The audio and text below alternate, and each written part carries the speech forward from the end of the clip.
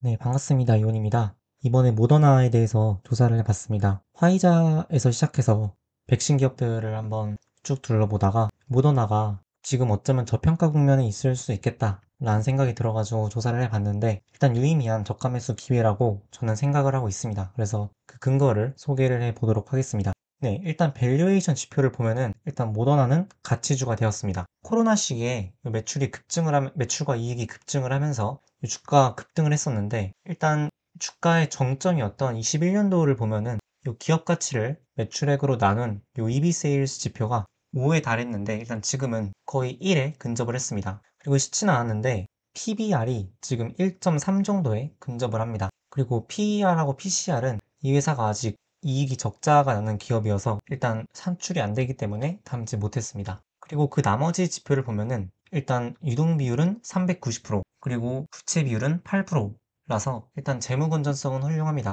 지금 제약업계가 전반적으로 안 좋은데 일단 오랫동안 버틸 수 있는 체력은 가지고 있는 것으로 파악이 됩니다. 그리고 재고 회전율이 좀 인상 깊은데 16이라 가지고 보통 좋다고 우리가 판단을 하는 5에서 10 사이에서 훨씬 벗어난 좋은 수치입니다. 그래서 일단 재고가 만들어지는 대로 빨리빨리 팔리고 있다라는 점은 눈여겨볼 만하겠습니다. 근데 자산 회전율이 0.2로 이제 좀 안 좋은 수치가 나왔는데, 일단 이 원인을 보면은 일단 모더나가 일단 코로나 때 굉장히 많은 현금을 비축해 두면서 그것까지 이제 자산에 편입이 되었고, 그런데 현재 매출이 많이 줄었기 때문에 코로나 때 늘어난 자산 대비해서 현재 매출이 적기 때문에 수치가 작게 나왔다라고 보면 되겠습니다. 네, 코로나 이후에 우리가 오랫동안 모더나를 잊고 있었는데요. 일단 그동안 무엇을 하고 있었는지 보면은 우선 R&D를 꾸준히 하고 있었습니다. 이 연구개발비 그래프는 일단 제가 직접 그린 건데, 보시면은 코로나 이후에도 계속해서 꾸준히 올리면서, 물론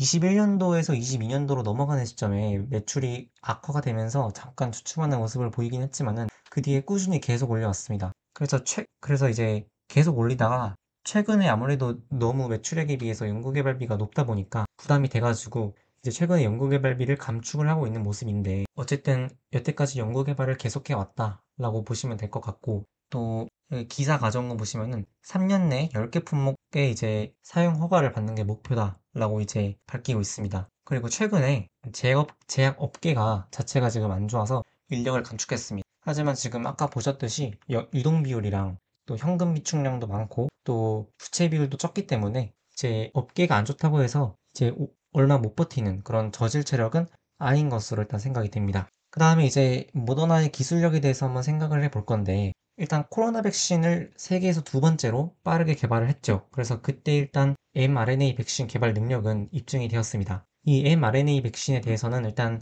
지식적인 측면이라서 다음에 한번 다뤄보도록 하겠습니다. 그래서 2020년 1월 달에 이제 코로나 바이러스의 유전적 형태가 공개가 되었는데, 이틀 만에 이 mRNA 구조를 설계했다고 합니다. 그리고 이제 2개월 뒤에 임상에 들어가서 이제 금방 2020년 12월 달에 긴급 사용 승인을 받게 됩니다. 이 모더나가 2011년도인가요? 제가 기억하기로는 그쯤인데 하버드대 교수께서 이제 mRNA 기술을 가지고 사업을 해 보겠다라고 생각을 하셔가지고 그때 설립이 된 회사인데, 그때부터 쭉 이제 백신과 치료제 플랫폼을 연구해 왔습니다. 그래서 그렇게 연구해온 기술력을 바탕으로 코로나 때 굉장히 성공적인 결과를 거둘 수 있었던 것이고, 또 설계 능력을 넘어서 이것을 실제로 대량으로 생산해서 전 세계 공급을 했다라는 그것이 또 하나의 능력이 될 것이고요. 또 코로나 때 이렇게 대량으로 생산을 해본 경험 자체가 이 회사의 경쟁 우위가 될 것입니다. 그래서 코로나 때 굉장히 전반적으로 잘 대응을 하였는데, 이 코로나 때 기술력을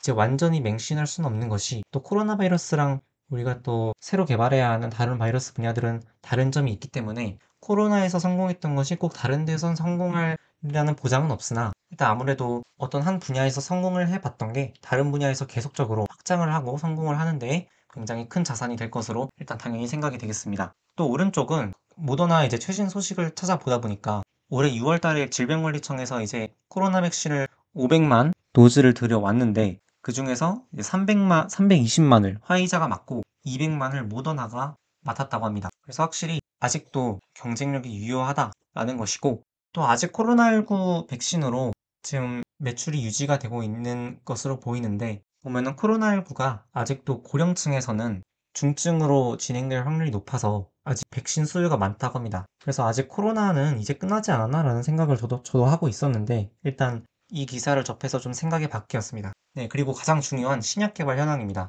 모더나의 일단 목표는 2027년까지 10개 제품 승인을 이제 목표로 하고 있고요. 일단 가장 그 주목받고 있는 부분이 제가 그 사진 걸어놓은 저 항암 부분입니다. 이 피부암인 흑색종이 여태까지 굉장히 치사율이 높고 위험한 질병이었는데, 이제 꿈의 암 백신이라고 해서 암을 치료할 수 있는 백신을 개발하고 있습니다. 이제 모더나랑 머크가 공동 개발을 하고 있습니다. 그래서 3상 완료가 되었다고 하고, 또 다른 백신들에 대해서도 굉장히 빠르게 개발과 또 신청 등이 이루어지고 있어가지고, 일단 제품 개발 속도 자체는 굉장히 빠른 것으로 확인이 됩니다. 근데 마지막으로 아쉬운 점이 하나 있다면 아무래도 연구개발비 감축이겠죠. 근데 물론 처음에는 이게 라는 의문이 당연히 들었습니다만은 매출액과 같이 비교를 하면은 좀 납득이 갑니다. 22년도에 요 모더나사의 백신 매출이 최고를 찍었고, 그 이후로 계속 하락하고 있는데, 근데 이제 최근에 연구 개발비가 매출액을 넘는 사태가 발생을 했습니다. 그래서 향후 몇 년 동안 20% 정도 감축을 한다고 하는데, 일단 이 정도는 용납이 가능한 것으로 보입니다. 일단 지금만으로는 일단